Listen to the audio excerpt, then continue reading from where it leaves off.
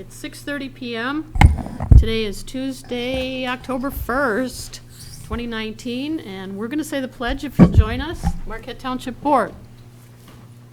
I pledge allegiance To the flag of the United States of America and to the republic for which it stands, one nation, under God, indivisible, with liberty and justice for all.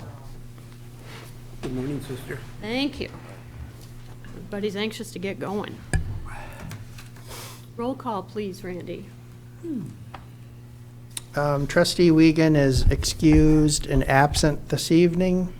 Trustee LaRue. Here. Trustee Marks. Present. Trustee Everson. Here? Treasurer Johnson. Here. Clerk Rattari is here, and Supervisor Durant. Here. Staff present is Manager Gerard and Legal Counsel Roger Zappa. Committee member here is Mike Springer from Planning, Recreation, and Roads. Thanks. Public comment. You have your own spot, so if you didn't want to say anything else, or you're good? Okay. So that takes off 2 and 3, because we don't have any response. So tonight's consent agenda consists of approval of regular meeting minutes of September 17th and work session meeting minutes of September 24th. Bills payable in the amount of $176,139.87. Received committee and other reports, including the Planning Commission minutes of July 24th and August 28th, and our October utility billing calendar. Charter communications regarding channel lineup, which doesn't have any money in it this time, really. And I haven't heard anything about any conflicts of interest on our agenda items. I move to accept the consent agenda as presented. Second. All in favor? Aye. Aye. Opposed? Thank you. I do have one addition to the remainder of the agenda, and I don't like doing this, but we have a very timely request from the Marquette County Solid Waste Management Authority, so I would like to make that 10E. They've given us a deadline, and I wanted us to have time to talk about it. So it's, for your purposes, Randy, it's to discuss a request from them for funding support or non-support, and they seek the Urban Cooperation Act funding.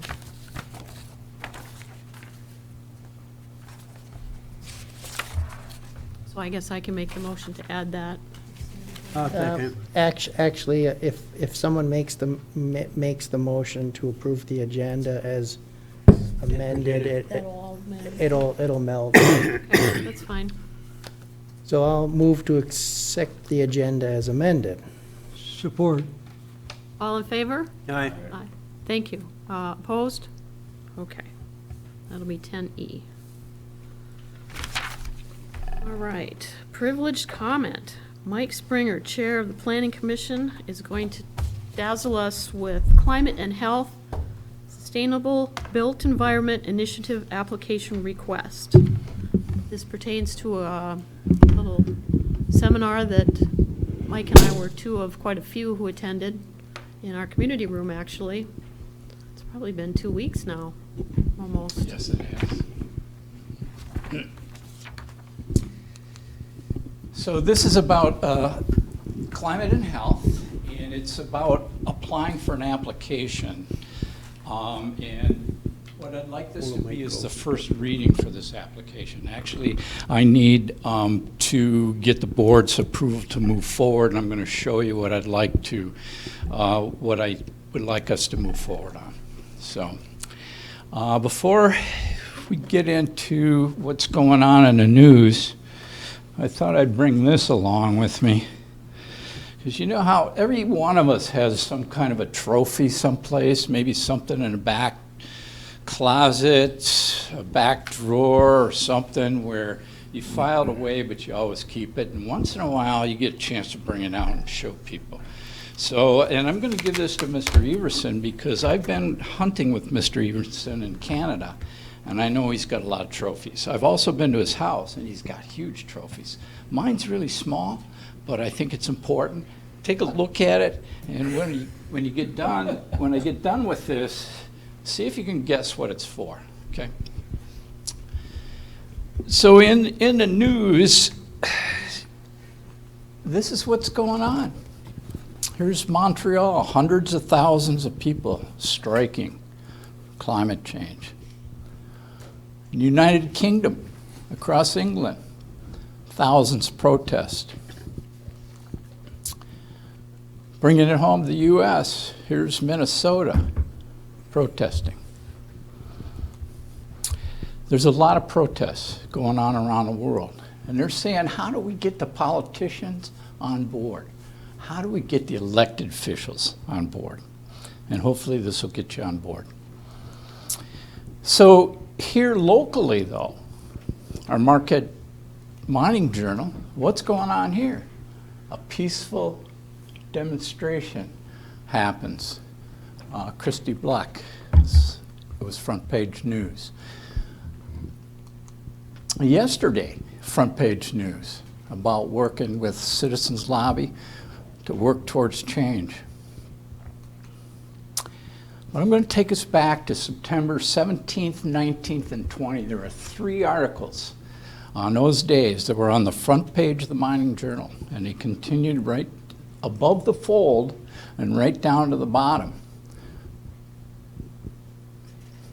Might recognize Supervisor Durant there. That was at the last meeting here. So before we go any further, I do need to acknowledge the fact that Michigan State University is behind this, and they're really going to be the ones that put this together. Marquette County's behind it, and also Marquette County Health Department is behind it, and they've contributed to it. But it's Michigan State that's done a lot of work for us so far. Project partners. I'm going to talk about a Marquette Climate Adaptation Task Force. I want us to form a task force here I'm going to talk about. But basically, this is MSU putting that together for us, and it's supported by the Health Department. Here's a photograph from the CADF meeting. Let me see Kurt Page, Greg Sepinen, I can't think of the former Chocolate. Steve Lowry. Steve. Steve Lowry. Steve Lowry is there, amongst others. So, and this is Wayne Bura. He's one of the leaders down in Lansing. There are 3 guidebooks here. I'm just going to pass, I asked Dan to skim through one, pass it down, skim through the other, pass it down, and then just so people have their hands on We have a that. copy of these in the, I believe it's in Jason's office. Yes. I have a copy too. All 3. I also have put together this here, so there are links, and I can send those to Randy Rattari or Manager Gerard, so you can have that. All you got to do is click on the links, and you can get this downloaded in a PDF format. Really, the one you want to look at is this one here, the bottom one. That's the final one, anyways. So I'm going to really quickly go through these volumes. Just a little bit of what it shows. You'll find this page in volume 1. You'll find it in all 3 volumes. Here's what it's saying about our area, that if you look at where we're in this red area, we're increasing in temperature. It shows you that, what time of year. The winter is actually increasing the most, so that'll affect snowfall, amounts of snowfall. This is precipitation now. Look at us up here. We're actually getting less precipitation, even though Lake Superior elevations right now wouldn't tell you that, and by looking at the rivers and streams right now, but overall, we're seeing less precipitation. In volume 2, they look at 4 different areas. And this was from the CADF, and this is vector awareness, how increased temperatures can increase types of insects, whether it's ticks. I read someplace where West Nile virus has taken some lives here in Michigan. So this is vector awareness. Air quality is one of them. And one of the things I want to point out to you is, this is as a former guidance counselor for high school, All of these next three, mental health consequences and stress. Well, that's not a good outcome, at least from a high school guidance counselor's standpoint of view. Also, emergency responses, and Mr. Everson and Mr. Shanahan, or Fire Chief Shanahan, if he is here, this is something that I think that would, something you may be interested in. And the last one is the area I chose, water related. I live on Lake Superior, I'm on the road committee, and we're dealing with stormwater management. Anytime on the planning commission, we're always looking at retention or detention basins and where is the water gonna flow. So this is near and dear to my heart. Again, mental health consequences. Okay, volume 3. There's some pictures. This is actually taken from the second session in January. And here you might recognize this guy here. Staff planner Isaac Peterson. He and Pete LaRue and myself attended in January. That was the second meeting. I believe this is Kurt Page here too. And this gentleman here is Bradley Newman, and he's one of the 2 people that we'll be working with, hopefully, on a grant. So here's what they did. They came up with priority goals in number 3, and they came up with ideas about what kind of ideas or what kind of projects can we apply for. There's one right here that I like. Here it says, use the township office and recreation complex to implement design elements as a model for the township. Just a thought. We're going to have to, I'll show you how we'll generate project ideas.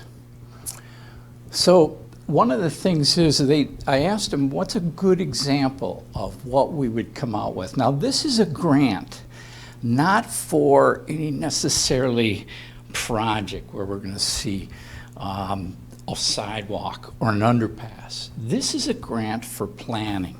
There's $30,000 worth of planning in this, and I'm going to demonstrate here what we would end up with in terms of a document. But we'd also end up with the process. We'd end up with the input from the public and stakeholders as to what they think we need to focus on.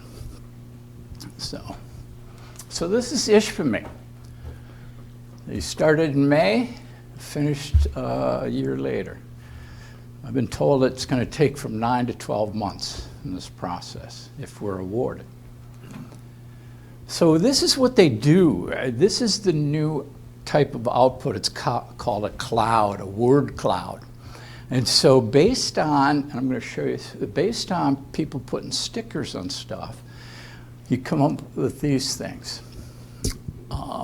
What are the things? And there's the questions. Sorry about the project site and the immediate area. Or what are you sorry about? So, and here's the last one. They want a pavilion, in case you didn't miss that. Sounds like something we got going on over at Lions Field. So I picked this one. There's a number of examples that are going to be in the presentation and in the document that you're going to receive at the end of this planning process. I picked this one because for the last 6 years, we've run the Iron Range roll from that place right there, and this township has supported that over the last 6 years. So this is by Lake Bancroft. This is a photo of what it looks like, and to be honest with you, it's looked like that for the last 6 years, because that's where we start our race right there. Pete LaRue knows, he helped put up a banner. So this is what they do. They come in with visioning. Okay, this is what your community said. Here's the word cloud. These are the things that the community is saying that they would like to see. And so you do this visioning thing about what it could look like based on community input. Same place, just a slight different angle. Here's another concept drawing of what it could look like. This is on the other side of the road, looking more west and north. Like, put something like in that. I want you to notice these birds right here. But anyways, But we can't forget, it's not just the summer, but you gotta take a look at winter. The birds are still hanging around. The other ones have flown south, but those guys are still there. So, who knows what movie this came from? Anybody remember the movie? Show Me the Money, Jerry? I know Roger or Randy knows. Randy, you must know. Okay, what is it? Tom Cruise. What was it? No, it was called Jerry Maguire. Yeah, Tom Cruise. Oh, Tom Cruise, you're right. He was the main actor. And I just want to mention this. Don't get me confused with Jerry Springer. Okay, there's no relation, so I shouldn't even have put that in there. So now we're going to get serious here. This is the actual application. And one of the things I'm going to point out down here, it says there's $7,500 required for assistance. I'm going to show you where that's being waived. In your packet, you have this, these next 2 pages. And it really does the best job of explaining what the process is. And it's important to look at what they're going to do is they're going to work with 2 communities, only 2 in Marquette County. But this is national recognition. We're being chosen as a project site, and 2 of the municipalities in our county are going to be selected. Talk about project types and who qualify. We qualify for this. And here's the note that the $7,500 local match required is being covered by a grant from the Department of Health and Services, Human Services here in Michigan. So now this is where it gets real serious, because this is where we've got to make some plans if we're going to move forward. This is tonight, right here. See, you just got done with a budget work session, and Mr. Johnson reminded me that my 3 minutes are up. But so here's what tomorrow, Mr. McCarthy and I are planning to get together to discuss this. He wanted to wait until the board gave the go-ahead. But what we'd like to do then is send out invitations to a small group, a task force, a small group of 5 at the most people, to bring them together to basically put this application together. So there are possible meeting times, and I won't know until tomorrow when I can talk with staff. Next week. Also, it's interesting that Downtown Development Authority is meeting, and I'm a member of that as well. I know Lynn will be there, Randy will be there. But if we could form a task force, and I'm going to show you where, and then come back to you 2 weeks from now with a second reading, with a filled out application for your approval, comments, changes, and then give us a couple of days and get that application in. It's a short period of time. They basically gave us a month from our last session.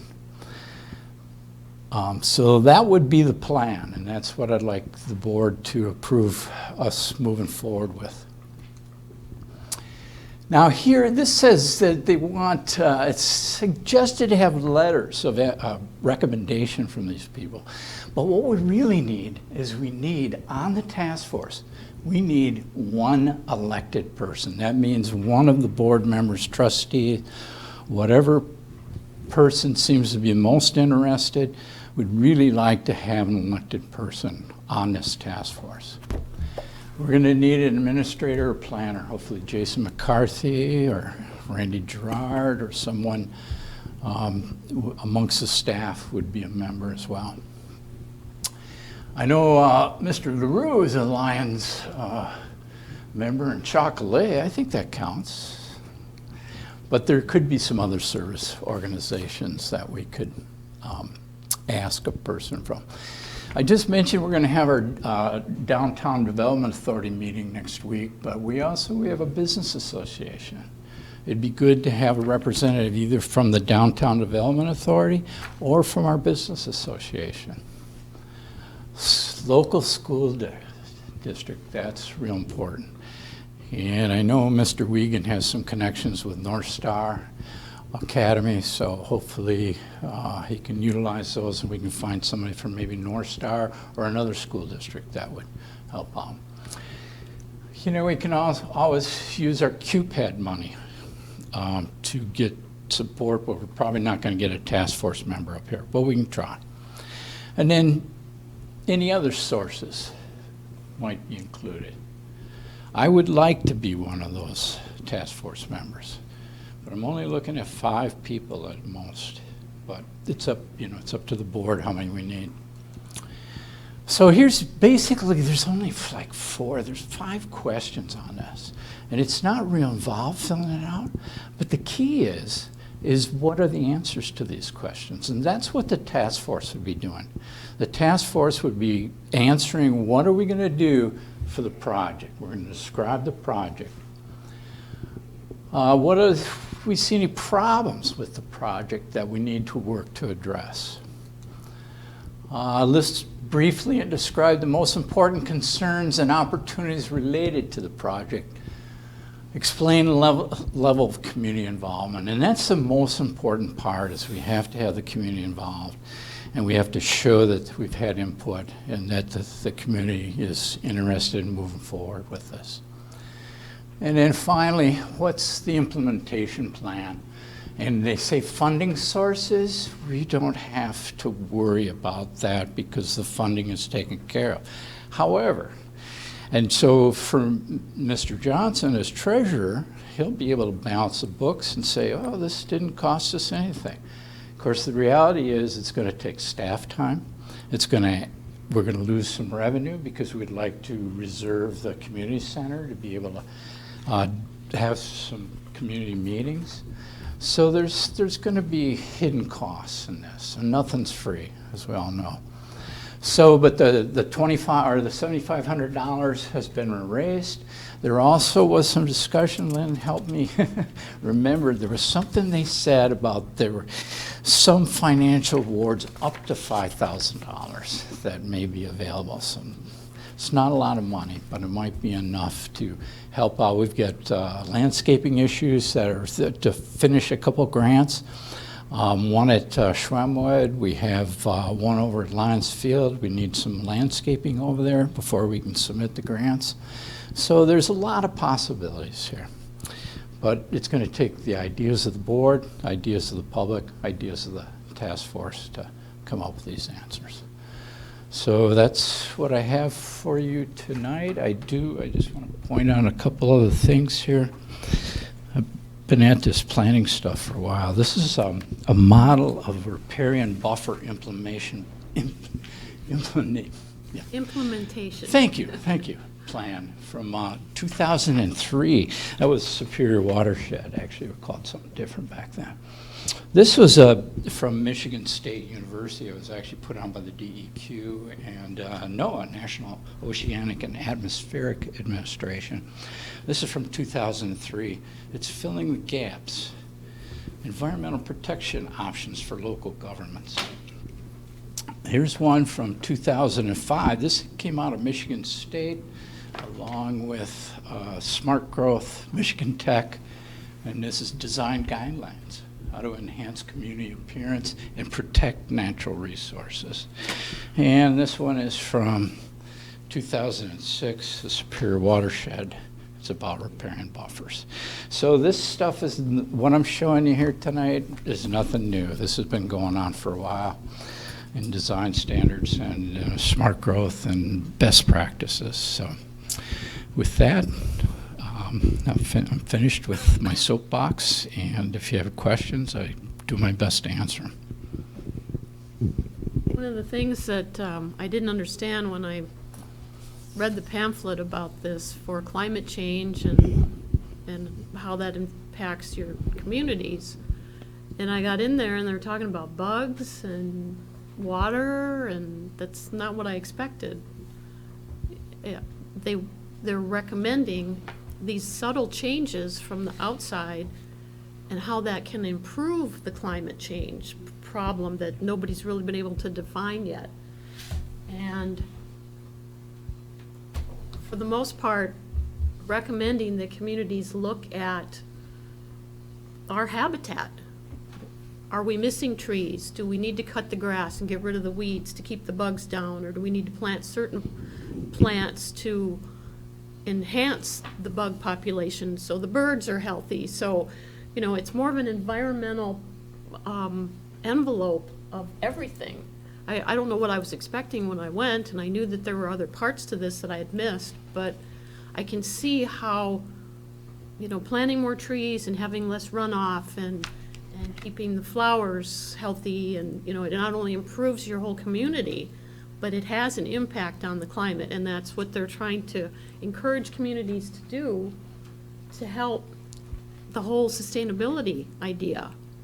So we broke off in groups, 4 different groups. We just chose which one, you know, interested us, the bugs or the water or the air or, what's the 4th one? Trees. Well, vector analysis, Yeah, yeah. well, that whole And water, air, and emergency response. Emergency, yeah, pardon me. So Mike and I both ended up on the water side of it, just because you just pick which table you want to go to. And we had that little task force kind of start with 5 members of the community. We had the health department there and Chocolate, and it was a nice little discussion about what can we do to figure out some kind of a project. So now, Mike, you're suggesting that we have our own task force, kind of abandon that one? Because we did talk about trying to get together and have another meeting. Yeah, it will work out best if we have, I mean, certainly More we need an community elected involvement. official. That's real important. Yeah. But it works out best if we have, we draw from different factions of the community, Makes sense. different interest groups, stakeholders, I guess we call them. So So basically, what do really you what the want from us? process is. You have to tell the board what you're looking for. Well, I kind of went through, you know, who I think those people will be. I'll meet with administration tomorrow.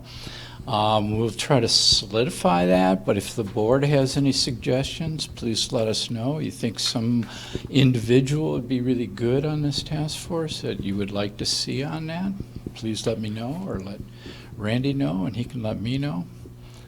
But really, it's kind of what we're doing is, see, it's a different type of grant. We're not going to see much tangible stuff. Hopefully, I mean, like one of the things I thought it'd be nice if we could do an example out in front of our town hall that shows native vegetation, and it shows where there's rain barrels. There's all kinds of stuff if you look in these documents, or if you take advantage of the PDF files or the link, that you look through those images. There's lots of different images where they took a place in Gwyn that was an old, it looked like an old school building, and then they turned it into a senior community center, and then they've got all these rain barrels and water gardens. There's French drains and things like that that help with mitigating the changes that we're experiencing.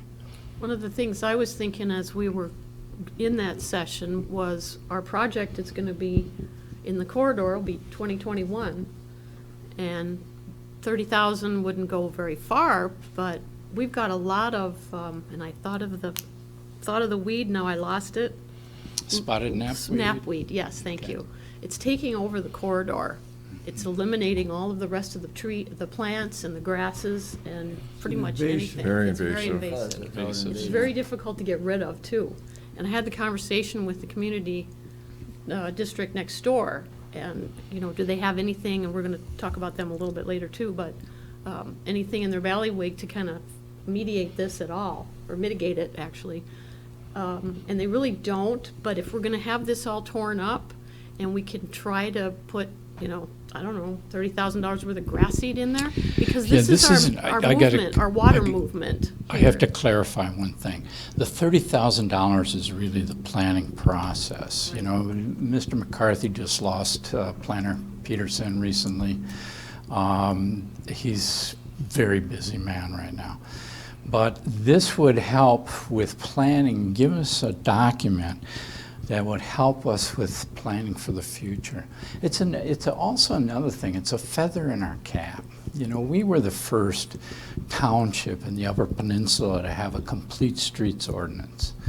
We adopted smart growth best practices a number of years ago. We've been a leader in trying to fight this dark store tax tribunal stuff. There's a lot of ways that we've been leaders. And this also makes our community look better, the fact that we were one of the 2 that were selected. This will help us with getting future grants because you have plans. Anytime you apply for a grant, whether it's a state grant or some other organization, they want to see that you have plans that address this and that the community has had input on your plans. So it's really what we're going to get is a process. We're going to get an end result with some plans. And that will help us with future grants. So we're not going to get big financials, like they said, $5,000 extra. That's not going to do much at all. But if we can put $5,000 in front of the building here and make it have a good example here, or work with North Star. You know, part of this is an education component. And hopefully what I'm doing tonight gets out on YouTube and it's part of that education component. But it's really a planning process. We'll have planning documents and we'll have national recognition. Any questions for Mike? Thank you. Thank you. Thank you, Mike. Thanks, Appreciate Mike. it. Okay, next up, community linkage. You have a handout in your packet. Space down. About batteries. Okay. Oh, Who's got the idea? What's the trophy for? From Mike Springer. It is, that's right. It's not Jerry Springer. Oh, Unfortunately, huh? Unfortunately. His empire? It's a lot more entertaining. His empire? You know, okay. This is, I was first director of technology for Marquette area public schools. Part of that responsibility is being on a state board. When I was on a state board, it was called McCall. It's the Michigan Association of Computer Users and Learning. And they used to fly me down from Marquette, Escanaba, down to Lansing in the morning for a 2-3 hour meeting, and then fly me back home the same day. So I got the frequent flyer list. But why this is important is that, as you know, being on a board, there's always committees and different things that you need to volunteer for, you need to be part of. When I was on the grant reading board, and I learned a lot about how to just by reading them and seeing the ones that qualify. So I think this is important. Let you know that some of your experts don't come from 25 months.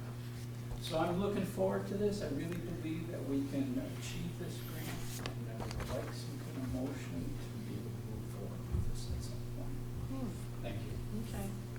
Where did you get it?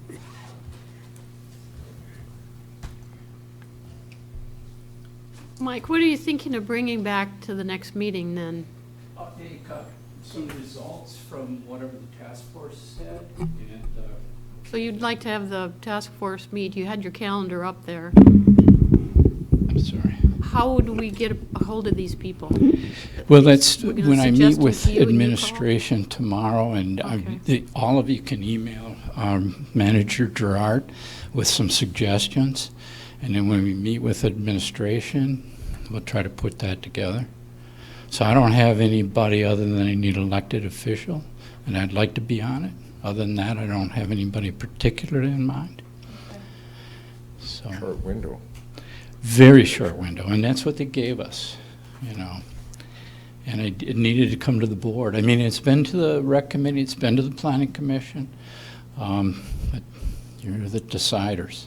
And one last thing, when you do make a motion, I hope you make a motion positively, If it's unanimous, it looks a lot better on your application when you're applying and then you know the board's behind it. And this is just the first reading. This is just a go ahead, do what you can kind of thing. Randy? Is this the packet that you want to go to the DDA next Monday? Well, I don't know about that particular packet. Do I want it to go to the DDA? I could put something together that's more specific to them. Okay. I will do that. I'll be Hopefully, we'll be talking tomorrow, or Jason. at least. I'm in Traverse City tomorrow, Wednesday. Okay. Or tomorrow, Thursday, and Friday, but I'll be putting the DDA packet together Saturday, so. Okay, I will, let me check through that, Okay. and I'll get back to you. Any other questions? Motion? Somebody gonna make a motion? You word it, Randy, because you better write it. What are you looking for motion-wise? To move ahead with the application for the SBEI, which is Sustainable Built Environment Initiative. I'll make that motion. I'll support it. Thank you. Any questions or comments? There's no dollar requirements at this point in time. No, the only costs again are gonna be. Staff. we're gonna Probably need the community center. That's and what it's there there's for. Cost there, and I said something else. Staff, What was that? Staff. Oh, yeah, big, yeah. big cost there, so. Okay, all in favor? Aye. Opposed? Unanimous. There you go, buddy. Thank you. Bring home the bacon, buddy. Okay, now we got that clarified. Okay, recycling. This is one of two topics tonight involving the solid waste board.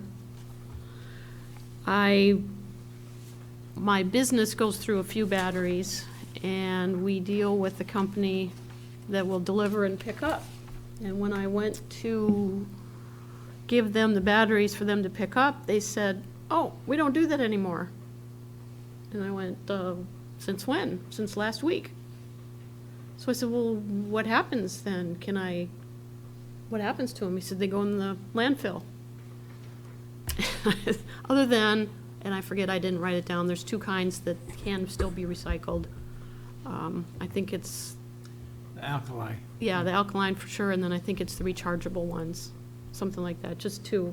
So all the 9 volts, C's, D's, A, B, X, Y, Z's, none of them can go. So I called Brad at the solid waste and said, so as a business owner, much less a resident, what do people do now? And I left a message because I didn't get a hold of him, and he gave me the number, an email of one of his employees who takes care of that side of it.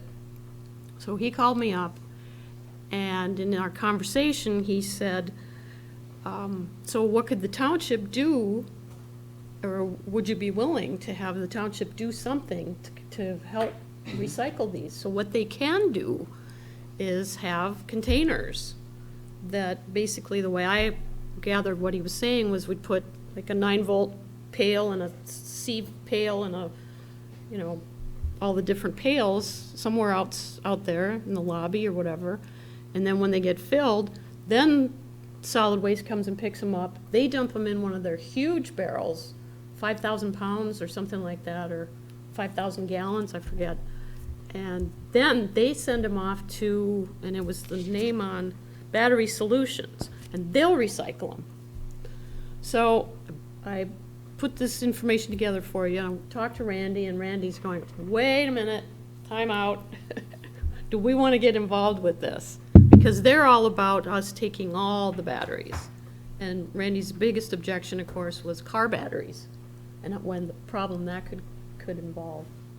So I told this kid at Solid Waste I would get the information to you guys, however we can help, or if we want to be involved, or we don't want to be involved at all, or we just want to keep throwing them away. I don't know. And I'm not even looking for a response right now. People are throwing them away, so there's no time frame or anything. What if we did it during our Wednesday debris drop-off site? Just have the tubs there. People can put them you know, in those tubs at that time. That's a good idea. But then they'd still have to transport those tubs somewhere. They can't leave them there. Well, I don't like the idea of having them out in the, Yeah, in and the that's what lobby for a Randy's fire concerned hazard and too. everything else. Yeah. They used to have them in the dome containers, but I don't see them. It's been a while since I've been over there, but they used to have them over by, as you come in, you put your batteries in there. They took those out. But that's still the university taking responsibility, because that's what we'd have to do, is take responsibility for the batteries. Right. And making sure that somebody comes to pick them up and that they're maintained and people aren't throwing trash in there and, you know. And like I say, this isn't something we have to decide tonight, but because it just happened and we've talked about solid waste so much, I wanted to make sure you were aware of it. You can, I mean, I've got a coffee can at work. And so I said to Reg, what do we do? And he goes, throw them away. There's nothing. They used to put a piece of tape over the top. The 9 volts, Supposed to. yep. At least the 9 volts. But there is something I would ask Mr. Everson about it. There's a fire hazard if you put a bunch of them in together. They could That's the- start. Yeah, that's the purpose mostly of the tape. Yeah. It stops that connection. There are several hazards. Fire is one, acid leakage is another, you know, the odor. I mean, do you really want that in your entryway? I mean, you know, it's, if you've been around one of those containers of used batteries, there's a definite odor that comes off of them, chemical odor. Yeah. I would think that before the board took any formal action on it, you would want to get some input from the fire department and from our insurance carrier. Our insurance carrier may have something to say about it as well. I know the banks have stopped collecting batteries because of incidents they've had where two terminals are together and they create heat and, you know, it's a fire hazard. So I guess those would be my suggestions before a decision was made.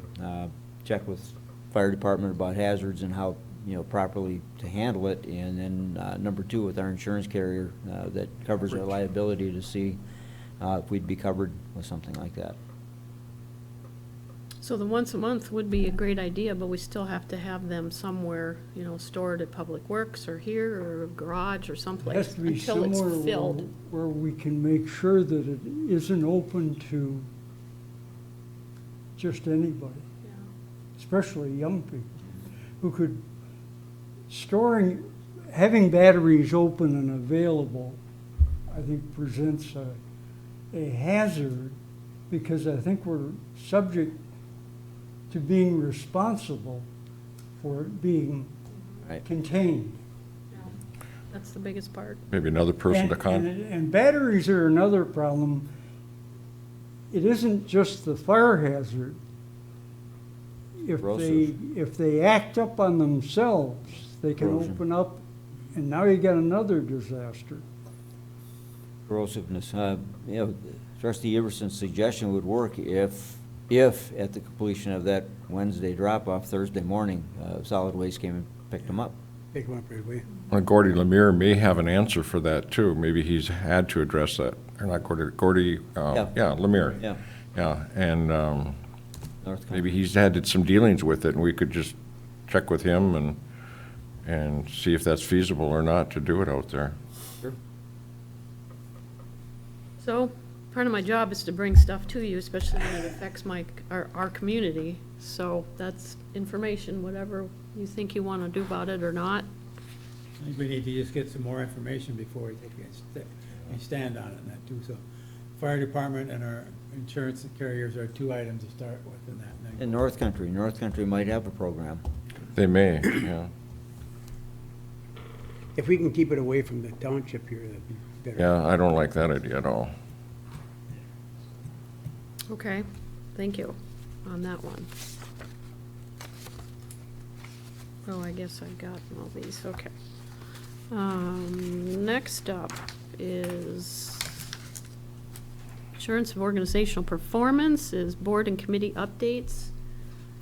I did we email those, Randy, from Dave? I got that yesterday on my desk when he said he wasn't coming, but I bet we didn't forward to the board. Should be in your packets. Mine is marked 9A. Yeah, same. here. Okay, maybe I went past it.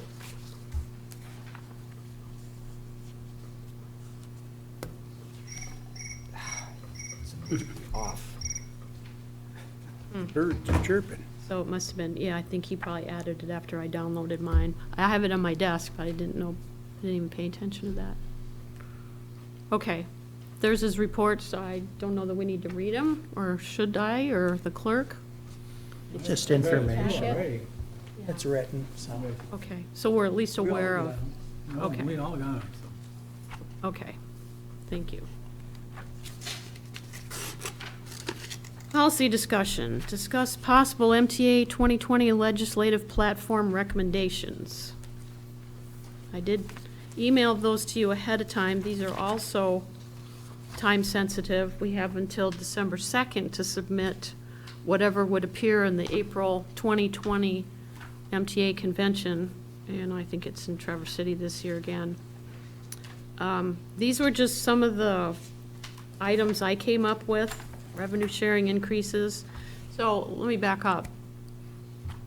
For those of you that haven't been to the MTA convention, the last day of the conference is an entire meeting of all of the municipalities, all the townships, anybody that stays, and there's usually well over 1,000 participants.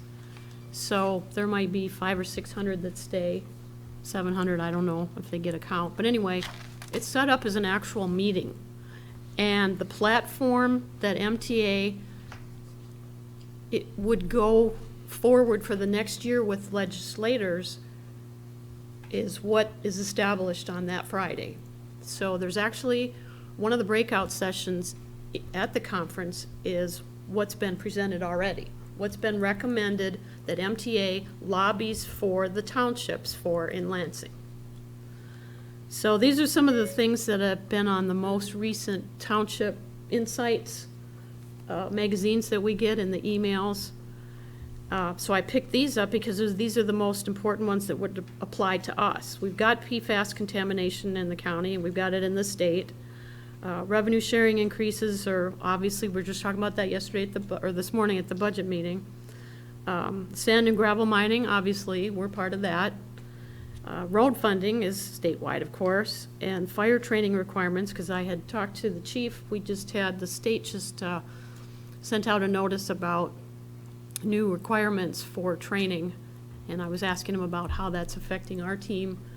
And he said it's not really too much. We're pretty much all up to date, but there are more and more safeguards and different training requirements that are being added every day. So, you know, obviously we have a fire department, so that's a concern for us. So I gave this to you early so that you could add to it, or if you want to participate, we don't have to. But they're asking that the townships do, because they can't reach out to every township and find out what we need specifically. So this is a good way. And obviously, if other mining communities or other townships that have fire departments, you know, if we all do the same thing, they're kind of taking a poll. So first of all, do you want to send something? Do you like this list? Do you want to add or subtract? Or do you just want to say, nope, let's just not worry about it today? When does it have to be in? December 2nd, they need to have it, so we have time. We could put it on another agenda if you want to think some more. I sent it to you the 1st of September. It kind of kept getting moved from agenda to agenda because we were too busy. So, Ernie? When I got this, I looked at it, and actually, it's my fault not sending a reply, because there's one item that I added to it, which is township's input to local speed limits, which we did at one time. I wrote up one, and I submitted to MTA back in the 90s, and actually it was accepted at the conference there, and they sent it on to the legislature, and they modified it somewhat, changed the wording, made it however they want to change the wording, but it was passed. And townships were involved from that point on up until, what, the last year, Randy? Yeah, it only lasted about 2 years, and then state police lobbied to have us out of it. Problem was that they weren't getting unanimous. The language said it had to be a unanimous decision of the three, and townships were stopping them from doing what they wanted to do, so they didn't like it. I think we need to put it back in, and that, how far it'll go, who knows? Sure. But, Well, the other thing that should be back on the docket, in my opinion, is staggering terms and changing the way the terms go. Yep.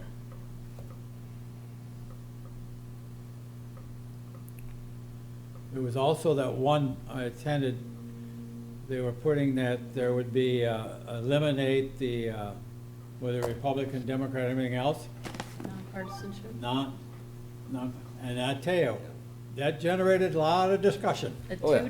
two different years. it Two was different really years, bad. and there was ones that said, no, we gotta have it. And that was all came from the lower part of Michigan, right down the bottom. They had to have Great whether party. a Republican or a Democrat. Yep. It wouldn't go for nonpartisan, period. And that, and I tell you, it got real testy. Well, And that was just a subject of discussion at the county board within the last month or so. And they were adamant, definitely have to know your party affiliation. Well, it's democratically controlled board. So what's your pleasure? I I'd have say no put it on problems. again. Pardon? We're looking at it, and you brought it to our attention again. I think bring it up again, maybe between now and maybe 2 meetings or something like that. Okay, maybe the first meeting in November? Yeah, Okay, because October's seems like so busy and so many things going on, Halloween's, sometimes you lose a little bit of it. okay, that sounds good. If everybody else is good with that, you can think about it. I'll bring it back. Consider a letter of support for Marquette County Conservation District. That was another thing I had on the agenda before. We kind of ended up getting moved away. We have done this a couple times. We've submitted letters of support so that the MCCD can go and get grants. And they never let us know in time. We did have a presentation a few years ago. We did the letter. We had another request last year or the year before, and we did another letter follow-up. I had a request a couple weeks ago, and it was like the night of our board meeting or right before it or something like that where I couldn't, or the night after. I think it was Wednesday after our last board meeting. Anyway, so I didn't know if you'd be interested in doing kind of a blanket letter saying that we support these. And it would be something I could get approval, like by email. You know, we designed the letter. And I didn't know what our options were with supporting these, or if you just don't want to worry about it. She apologized for not having it in a timely manner. Can we legally do that? That's the next question I have. If we have a form letter. And go back out to the board through email and get an okay to send it.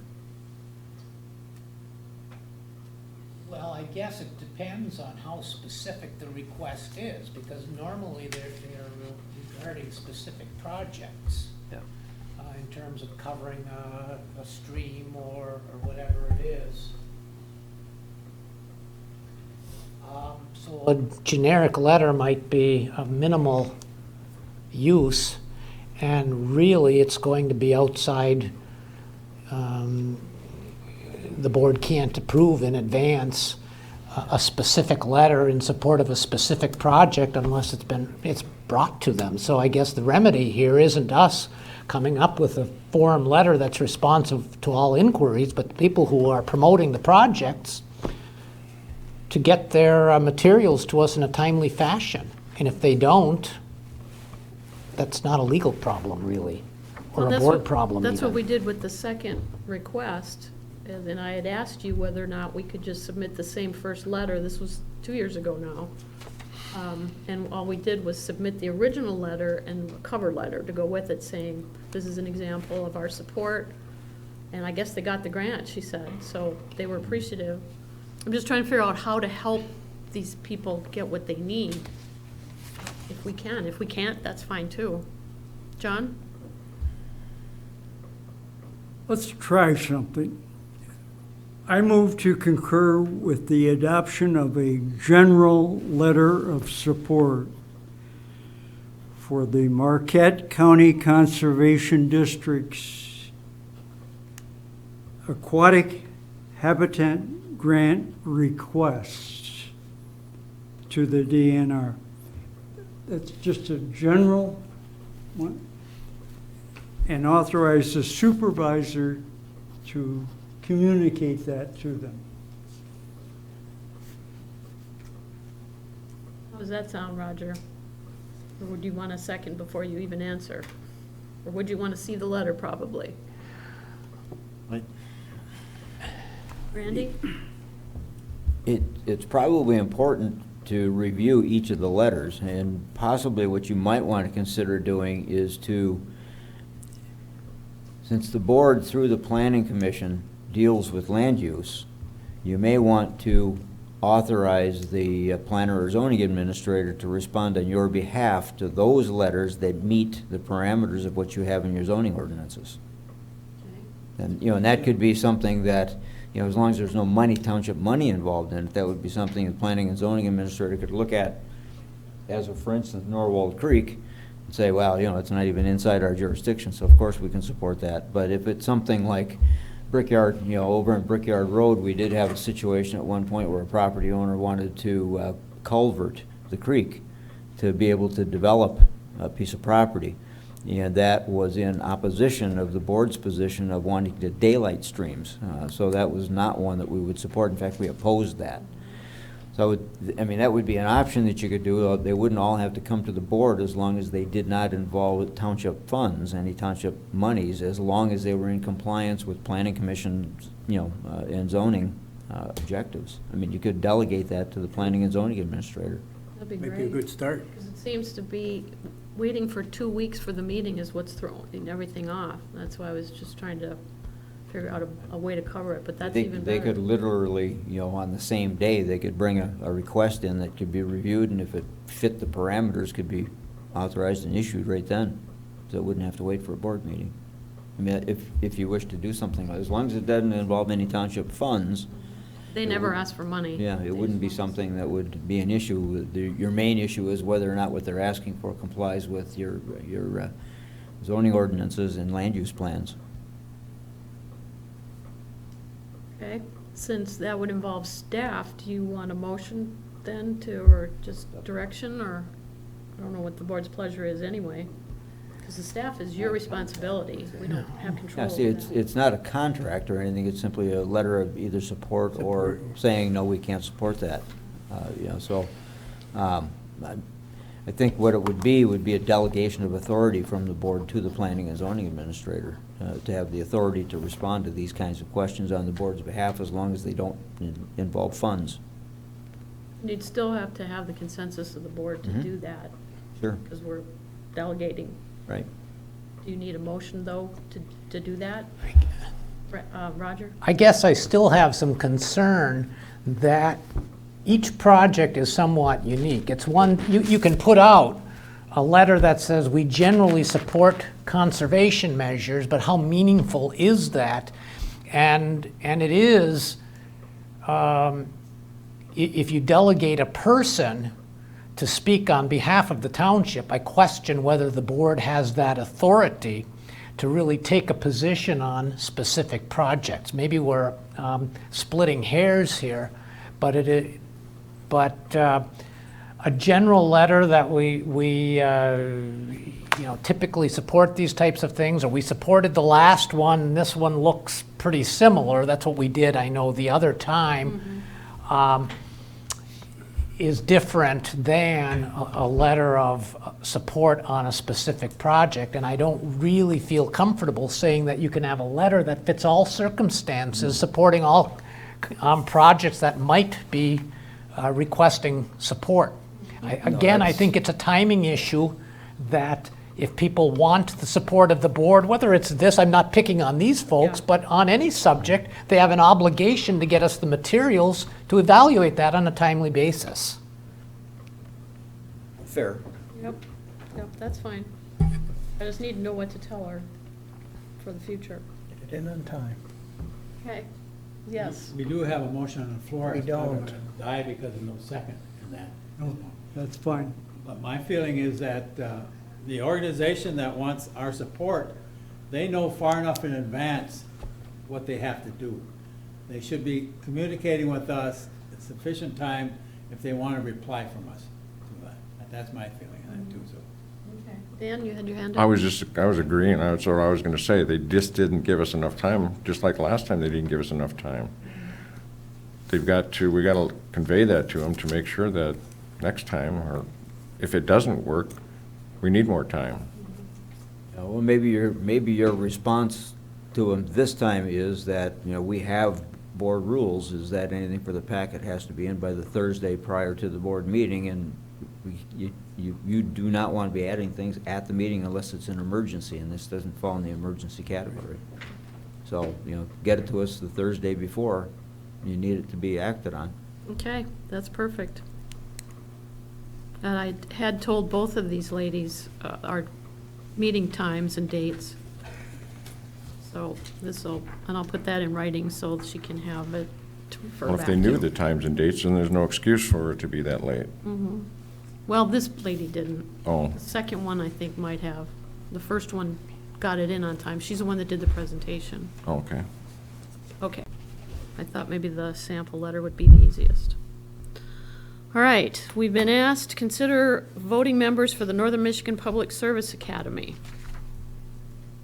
And that's in your packet.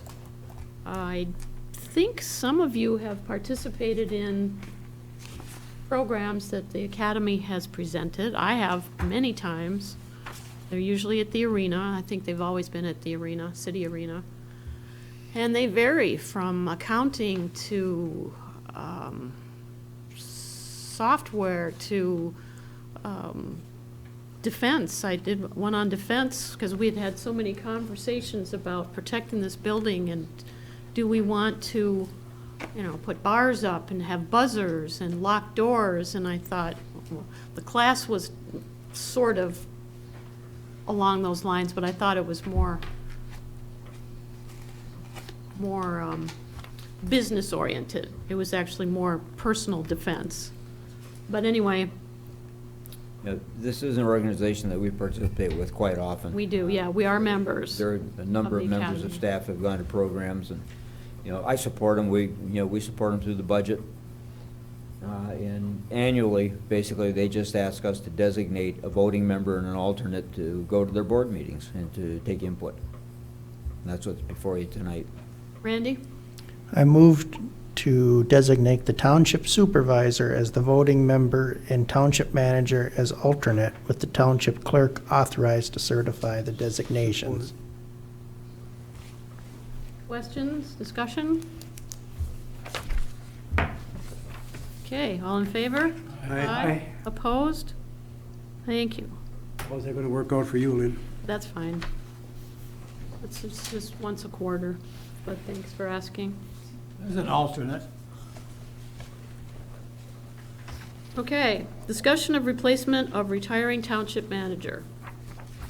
This is also something we covered on our work session this afternoon, so it's still part of the budget. We have had, the board has already directed the manager to send out a request for proposals on actually taking over the chore of replacing the manager and doing all the not the hiring, but the interviewing and the background checks and all of that. We are in receipt of 2 RFP proposals to take this on. And this was, again, part of our discussion this afternoon. And the board has, by consensus, said that they kind of want to put that at bay and try another tactic of checking locally before we decide to follow the RFPs, because those would be more regional for the most part, and put an ad in the Mining Journal and MTA and maybe MML. So MTA is Michigan Township Association, and MML is the city version of that. The Michigan Municipal League covers the cities. And there's a lot of recruiting and advertising and stuff that goes through those 2 organizations because we're all kind of in the same boat. So that was kind of the consensus of today's meeting. John, it looks like you have something to start off. I move to authorize placement of an advertisement in the Mining Journal and in the MTA and MML websites, indicating and advertising that the Township Board itself is seeking applicants for the soon-to-be vacant position of Township Manager. The posting will indicate a submitted deadline of 2 to 3 weeks following the publication.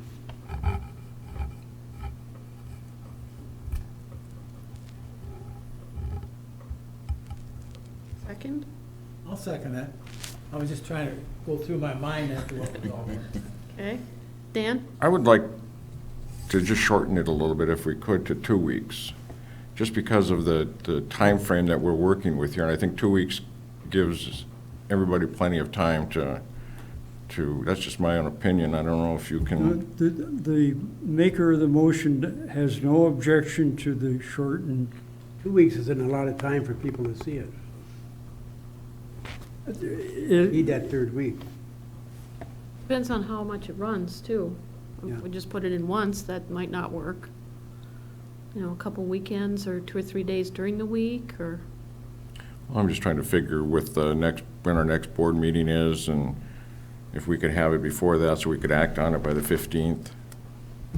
That So would be, if that would be 2 weeks. even if we put this in tomorrow, it might be in Friday or Saturday's paper, if you're thinking about a display ad. Then that gives them 2 full weeks would still be after our board meeting, our next Well, board meeting. at that point, then it's irrelevant.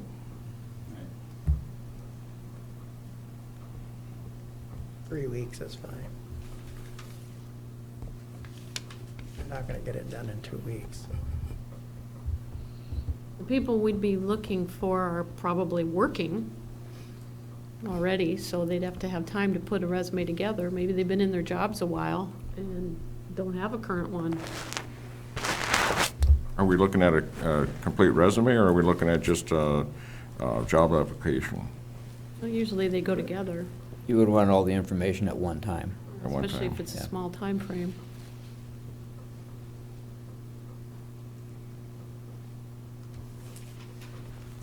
Placing of the ads is not much, 2 to 3 days. Mine Journal's pretty quick with that. That way you would get locally and then also Michigan, so that'd cover everything. Yeah, if you, with MML and MTA, it's a phone call basically, and they put it on their online board within 24 hours. Might have it before the city and townships would then. Yeah. But again, the thing that we're thinking about here is you have an existing recruitment policy that designates that prior to going to an outside agency, you do an internal type of an advertising process, and that's what you're getting back to do your initial survey of the landscape, basically, before you make a decision to go with an external firm. So you're basically talking about just holding those 2 in abeyance until you do that. So how do you want to do the motion? I'll withdraw my 3 week, and we'll just leave it at 2 then, right, John? Add 2 to 3 weeks. Or, I'm sorry, So leave it at, leave it at 2 to 3 you weeks. still need to Yeah. define a date. Okay. We'll take care of, I'll coordinate that with the Mining Journal, give it 3 weeks after publication date. Okay. 3 weeks. 3 weeks then. Submittals, we can work out those details, but I would have the submittals to come back to the clerk. Yes. Correct. Do you want that part of the motion? No, That's well, it'll be part of operational. the advertisement. Yeah. Okay. Any comments or questions on that? We're talking about around the 25th of October, sometime after that, Yeah. somewhere in that vicinity. So before, you'll be available for our next meeting then. I'd be, The you'd be able November? to have some discussion at your November 5th meeting. Yeah. Okay, If necessary, we can call a special meeting if we have to come up with something. Could, yeah. Or you can't retire. Pardon? or he can't retire, he said. Okay, all in favor? Aye. Opposed? Thank you. The next part of that then is determining how the process goes. And I've had a couple conversations with Roger on what we can and can't do with the interview process and, you know, who sees what and who can't do that and how we can do meetings and not.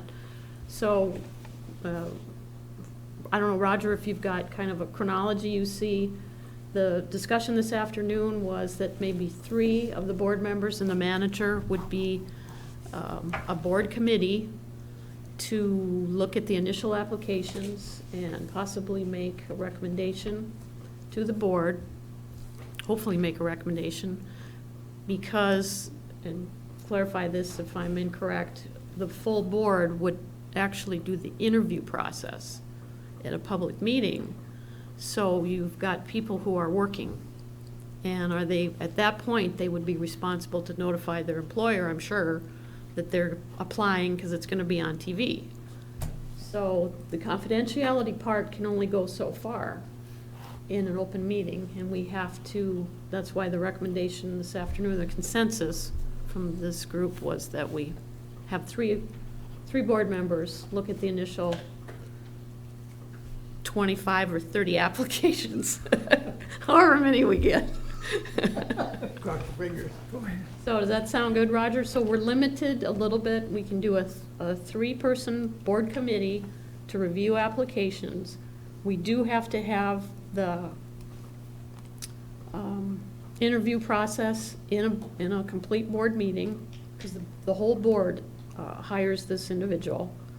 We'd have to have a contract at some point in place, suggested, recommended, or to provide. Does that chronology sound right? Essentially, I mean, there are some hiccups that could come up along the line, but in terms of one of the hazards of applying for employment with a public entity is there is only so much confidentiality, if you will, available under either the Freedom of Information Act or under the Open Meetings Act. This body is bound and obligated to comply with both of those statutes. You cannot go into a closed session. Well, let me give the corollary to that. You can go into a closed session to discuss the contents of a specific application for employment that is received if the applicant requests confidentiality on it. If the applicant doesn't care or doesn't request confidentiality, then that's not even a legitimate basis to go into a closed session then. So there's a very narrow exception for that to occur, and as you know, the board cannot generally take action in a closed session. You would even then, even if the interview were to take place in closed session, you would have to act upon that in public. So that's... So we can conduct an interview in closed session, you're saying? I didn't say that. Okay. You Say can you discuss did. the contents But of I an think we started- application. Yes. That does not necessarily include, in case I may have been unclear, that does not necessarily include having the applicant in the closed session with you. You said applicant, I think you meant application. the Okay. second time. Okay. You can discuss the contents of an application, not the contents of an applicant. So, Okay. Good deal. Yes, Dan? I move to authorize the creation of a committee of 3 to review applicants responding to the Township Board posting, seeking applications for the soon-to-be vacant position of Township Manager. The committee shall be composed of the Township Supervisor, Lynn Durant, our Trustee, Ernie Johnson, Treasurer Ernie Johnson, Trustee John Marks, with an alternate of Dave Wiggins. The committee shall report its findings to the complete Township Board. I'll support. Okay. Discussion? Questions? Question for Roger. Now, it's a 3-person committee. They are not really, they're not subject to the Open Meetings Act as such as the full board, right?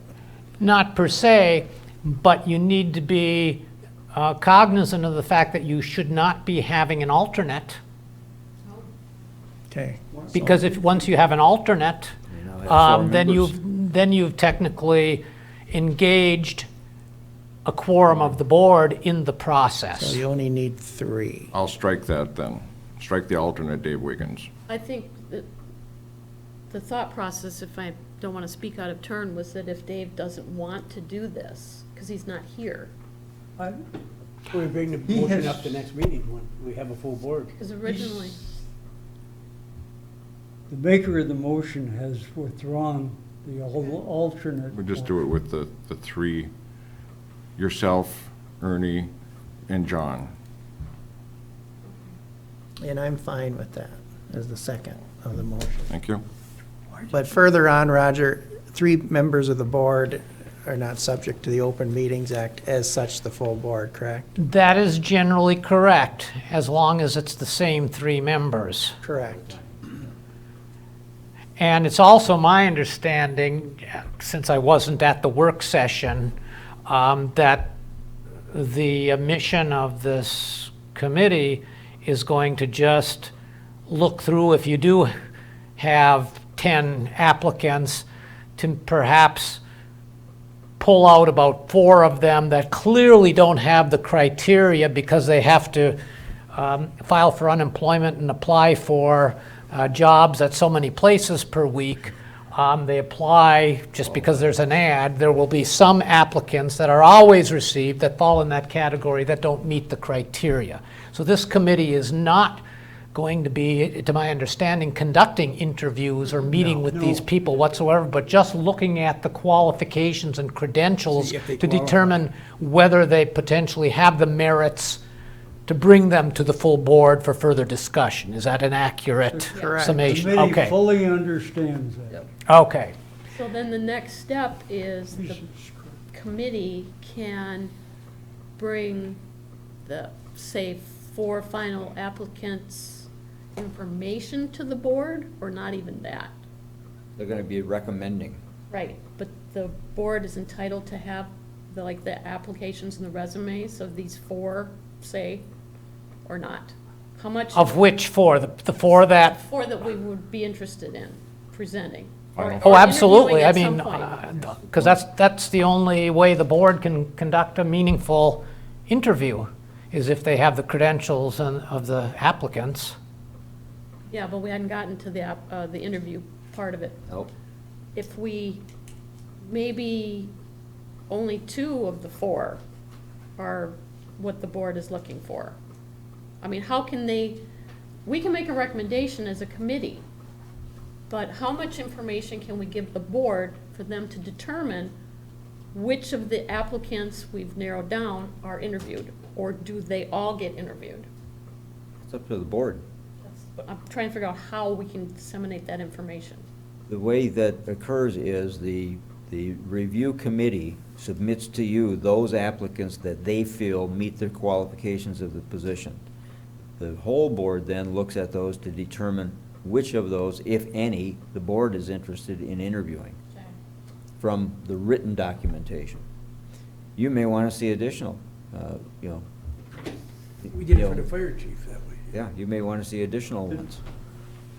You know, but at that point, then, you have the background documentation, and then the determination of the board is you want to interview the 2 that you feel are the best, or the 3, or the all 4, or 1, or however you want to do it. So we can have candidate A, B, C, and D, Yeah, and that keeps that confidential. or 1, 2, 3, and 4. Yeah, whatever. Well, it does and it doesn't, because at some point, FOIA, yeah, it's open. right, The only way you can do that confidentially, and it's not even really fully confidential, is to just not have names involved. That's why I said A, B, C, and D. But even at that, But, you're gonna recognize based, if they're local candidates, you're gonna recognize from their resume who they are. I mean, it's, you know, where are they working, what are they doing, you know, that kind of thing. well, yeah, that's what I'm saying. We would have that information Yeah. as a full board. But to be able to talk about it in public, to make a recommendation, to have the interview, is that when those people would be announced? I believe in the Ghanaian history, You they can- went and, You can interview in closed session up to the point of making an offer. Once you're at a point of making a selection or offer, that's an open session. I would like to take a look at some recent case law on I that was just before gonna I say, I'd rather answer have that, them write because, down a chronology of what okay. has to happen. Randy? My understanding is you're confidential up to the time of the public interview. And then when the public interview happens, that's, you know, when you have to And keeping in mind, there are two separate and distinct issues, one being the Open Meetings Act and the other being the Freedom of Information Act, Correct, yeah. which aren't subject to the same identical exemptions. Better look at it, eh? Well, I think it's fine for the three-person committee Well, you're gonna have- to You're review gonna have 3 Absolutely. and weeks. pare them You're down. gonna have a minimum of 3 weeks, basically, before you're even at that point, so that would give We got time. council time to take a look and to give you Yeah. advice Give us the on chronology of how to do that. Yeah. Maybe we're worrying about something we don't have. Yeah. Call a question. Okay, that's it? That's my Yeah. feeling, being on a committee, I would like some input from our attorney as to what we can or can't do. I'm sure he'll give you some. Oh, I yeah. can get that in a couple days. Yeah. That's- We're not Ver- need- that's a very We're quick not gonna need it thing. in a couple days, we're No. probably gonna need it for 2-3 weeks down the road. Well, I have something very specific I want to look at before Yeah, I something else. reduce that to writing. Are we good with the motion, or do you want it read again? This is the three-person committee. Oh, Randy's So got this it. is what we're voting on. Move the authorization to creation of a committee of 3 township board members to review applications responding to the township board posting, seeking applicants to soon to be vacant of the township manager. The committee shall be comprised of the supervisor, treasurer, and trustee John Marks. The committee shall report its findings to the complete township board. And that's fine. All in favor? Aye. Aye. Opposed? Thank you. Another step done. Okay, I had added, It's solid waste. yep, we have another wrinkle. This is what I got yesterday. Dropped off. Stamped, addressed envelopes. It looks like with all the townships, they spent upwards of $300 just to stamp these. Who did? Solid waste. And their idea was that they have a question here that they're asking, and I sent that to you sometime this 2 weeks. And we have a deadline, which is again why I added this on here. But they realize that some residents don't have email or don't follow solid waste website or whatever. They're using this as another way to get a hold of the people and inform them. So they want us to have these at the front desk and hand them out, or if someone else comes in and says, well, how do we find out about this? We can hand these out. All right, so the September 25th memo from Director Brad Austin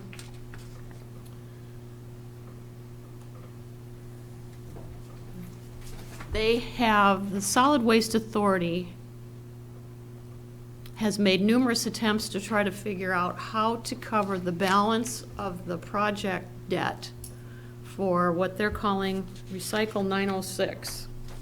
And they've actually included, this is part of the envelope, so that you can just aim your phone at it and get right to the survey if you want.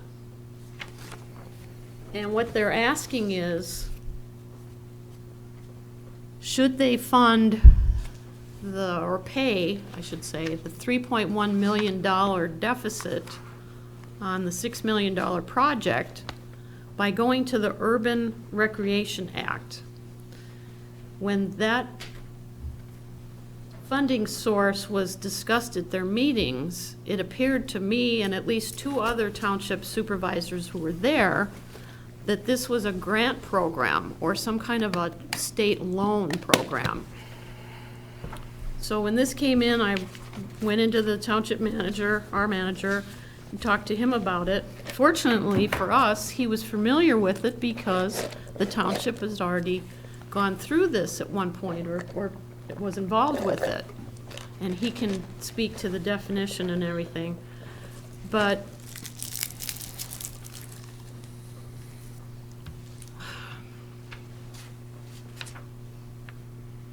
Randy, would you give the definition first before, because I'm not making a recommendation, but I want the board to have enough information to make an emotion to take an action, because at the very bottom of this memo, it says, "Thanks again for your support, and I look forward to working with you all. Feel free to contact me," but they must have a response if we want to say yes or no. Otherwise, it's a positive, supportive response.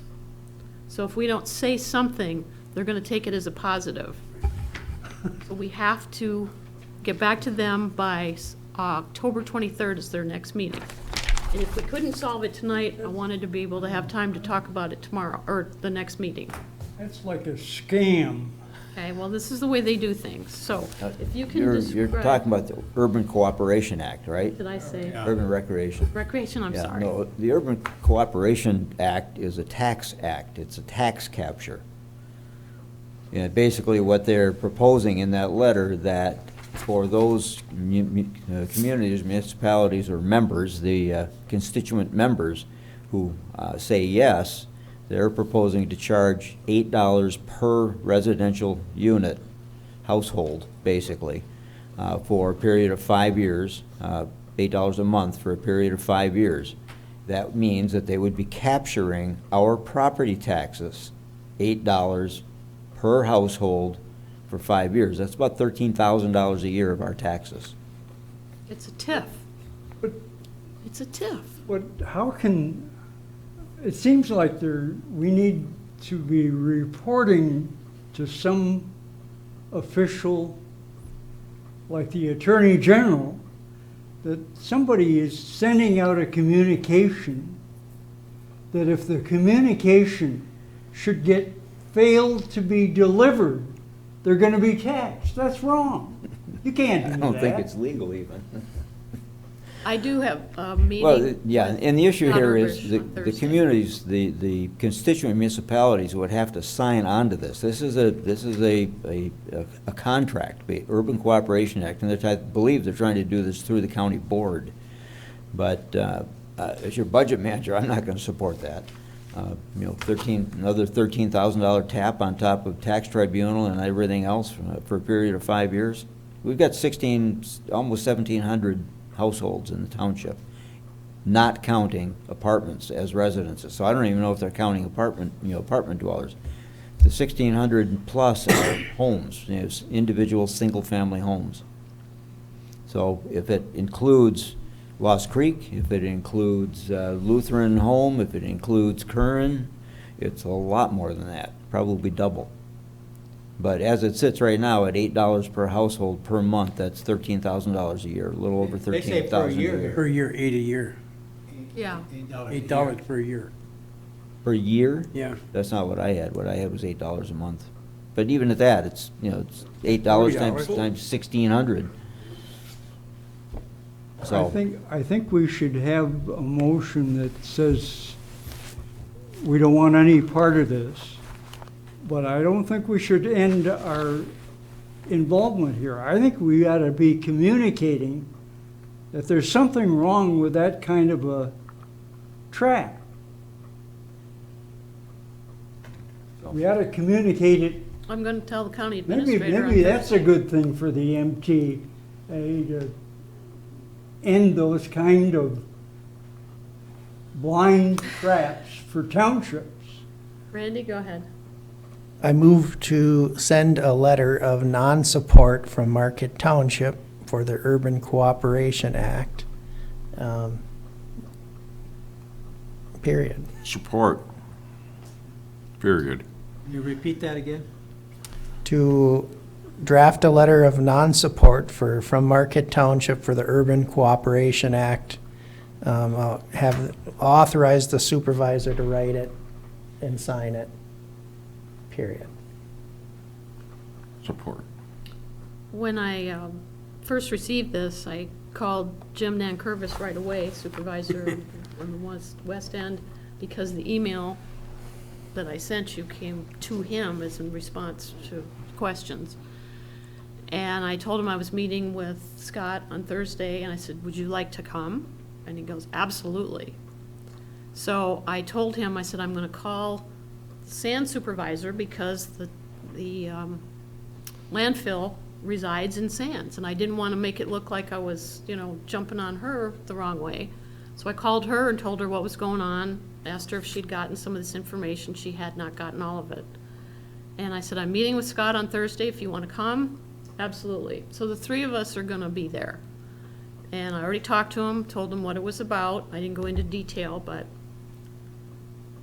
I'm not happy. I hope you aren't either, because this is no way to conduct business. They went into this million dollar project without having complete funding, without doing their due diligence, without telling the municipalities what they were doing, how they were going to pay for it. No contracts. Right, nothing, no guarantees anywhere. They have said in their last two board meetings, they've been trying to get a hold of two or three tech professors to figure out the glass repurposing up there. And I told them at the last meeting, the authority, you need to stop saying recycling, because you're not going to recycle the glass. You need to say repurposing. So they put that in their minutes and said that they have to start doing that, saying the repurposing part, because they're not going to recycle it. Just for clarification, I did calculate that at $8 per year, so that 13,000 plus is the $8 per year for 1,600 and X number of households that we have. Good. Okay, so we have a motion and support. That was just a little extra information. Anything else? Comments? Questions? Okay, all in favor? Aye. Opposed? Thank you. I'll, of course, give you a copy of the letter. Any public comment?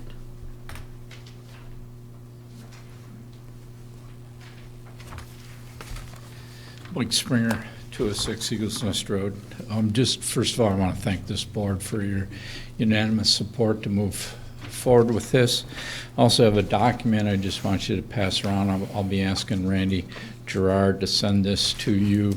It's the 3 volumes, and basically, if you just want to get the overall view, just click on the one at the bottom. It's volume 3, and that'll tell you a lot more about this particular application and 3 volumes. Thank you. Thank you, Mike.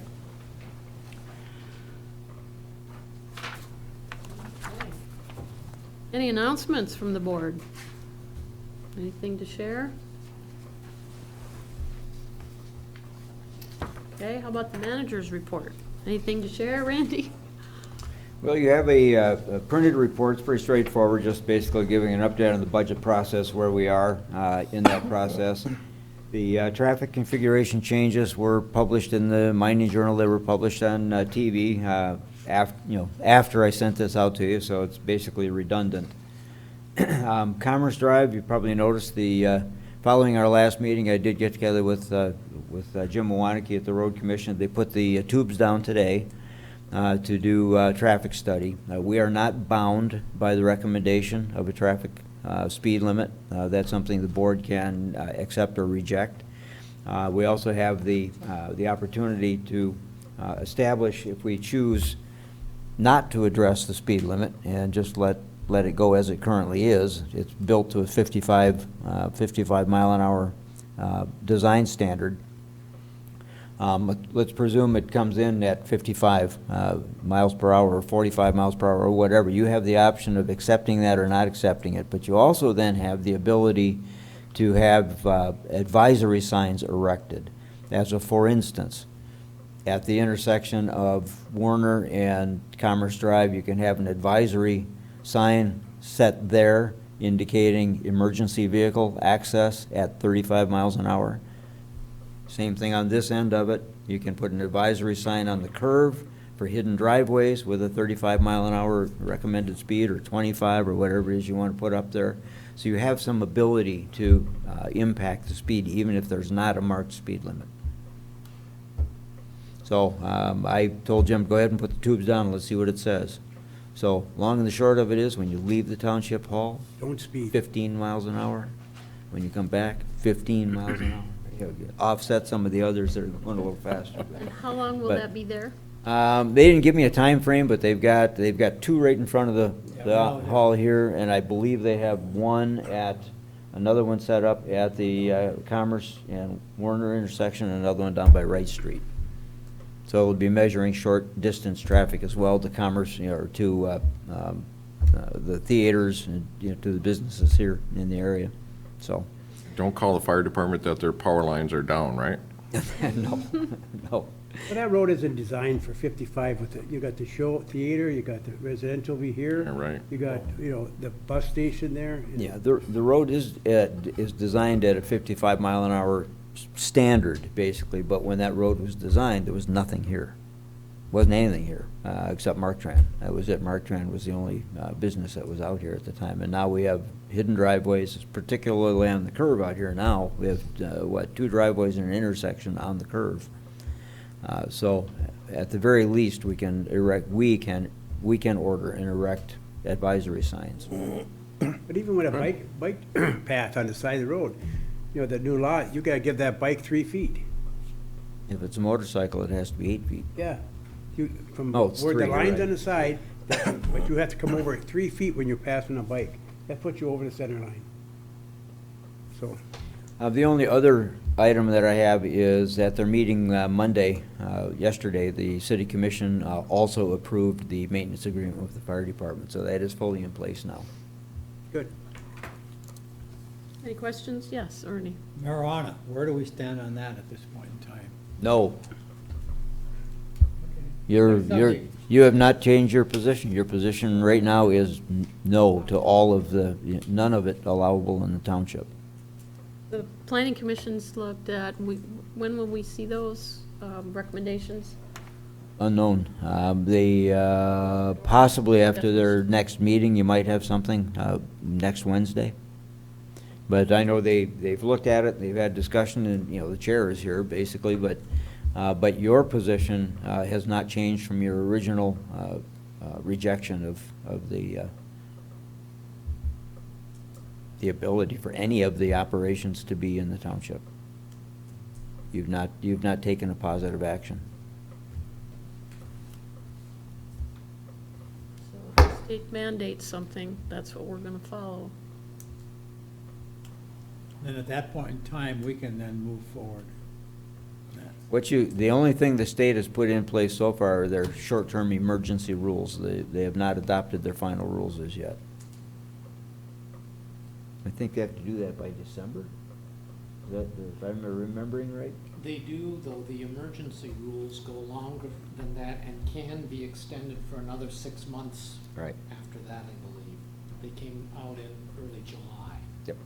So they would go to January, and then they are allowed to be extended for an additional 6 months after that. Anything else for the manager? Okay, Randy, enlighten us with our emotions. What did we accomplish tonight? Consent agenda was approved. The regular agenda was approved as amended. The third motion was to approve the first reading of the Climate and Health Sustainable Built Initiative application request, first reading.